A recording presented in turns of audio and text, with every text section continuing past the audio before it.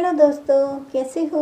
उम्मीद है एकदम स्वस्थ और मस्त होगे। दोस्तों 2025 में शुरू होने जा रही है जनगणना। जिस जनगणना को बहुत पहले हो जाना था वो कोरोना महामारी आने की वजह से टल गई। अब जनगणना का कार्य शुरू होने वाला है, तो इसके लिए बहुत सारे नियम बदल दिए गए हैं और नए नियम लागू कर दिए गए हैं। अगर आपके घर में है मोबाइल, टीवी, फ्रिज, मोटरसाइकिल, तो ये नए नियम हैं, उनको आप जरूर जान लीजिए। जानना चाहते हैं नए नियम के बारे में, क्या क्या बदलाव आए हैं, सभी बातों के बारे में जानना चाहते हैं तो बने रहिए मेरे साथ। उससे पहले चैनल को कर दीजिए सब्सक्राइब और वीडियो को कर दीजिए लाइक। आप देखिए क्या चेंज आए हैं नए नियम में। 2025 में भारत सरकार जनगणना शुरू करने जा रही है, जिसमें इस बार कुछ महत्वपूर्ण बदलाव किए गए हैं। जनगणना का स्वरूप पहले से अधिक डिजिटल और विस्तृत होगा। नई जनगणना में परिवार के पास मौजूद संपत्तियों और सुविधाओं पर विशेष जोर दिया जाएगा। यह प्रक्रिया 2025 की शुरुआत में शुरू होगी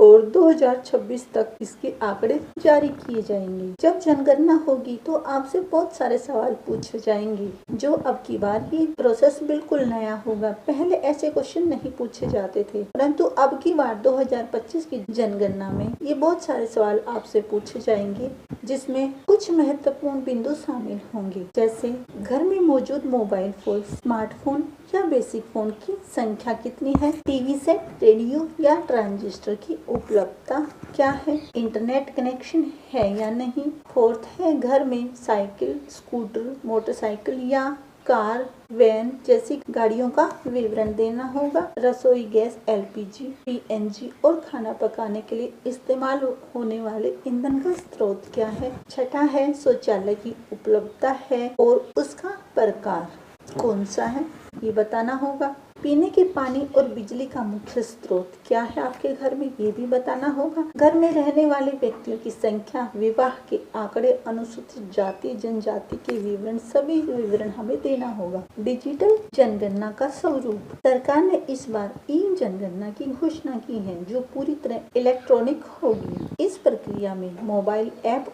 और डिजिटल डेटा का उपयोग होगा। नागरिक स्वयं अपनी जानकारी ऑनलाइन फॉर्म के जरिए भर सकेंगे। यह प्रणाली अगले 25 वर्षों की योजनाओं को अधिक सटीक और प्रभावी बनाने में मदद करेगी। नए नियम और संभावित बदलाव क्या क्या हैं, उनको देख लेते हैं।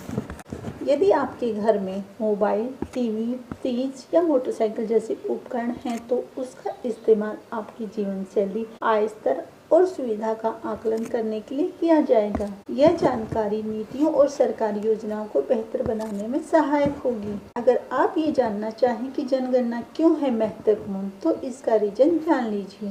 जनगणना न केवल देश की आबादी की गणना करती है, बल्कि यह विभिन्न सामाजिक, आर्थिक और भौतिक पहलुओं को समझने में मदद करती है। 2025 में प्रस्तावित डिजिटल जनगणना भारत की विकास योजनाओं को और बेहतर बनाने में योगदान देगी। डिजिटल जनगणना प्रत्येक नागरिक की बुनियादी जरूरतों का आकलन किया जा सकेगा। इसके माध्यम से इस जनगणना का क्या निष्कर्ष निकलेगा। 2025 की जनगणना एक क्रांतिकारी कदम है, जो डिजिटल और तकनीकी रूप से उन्नत होगी। यह प्रक्रिया परिवारों की आर्थिक स्थिति, जीवन शैली और आवश्यकताओं को समझने का एक नया अवसर प्रदान करेगी। जनगणना में भाग लेना हर नागरिक की जिम्मेवारी है, ताकि सही डेटा सरकार तक पहुंच सके और उसका लाभ सभी को मिल सके। तो ये वो जानकारी थी जो 2025 की जनगणना के लिए निकल के सामने आ रही है। तो ये थी आज की जानकारी। उम्मीद है पसंद आई होगी। आई है पसंद तो चैनल को कर दीजिए सब्सक्राइब और वीडियो को कर दीजिए लाइक। मिलेंगे दोस्तों किसी अन्य जानकारी के साथ। बाय।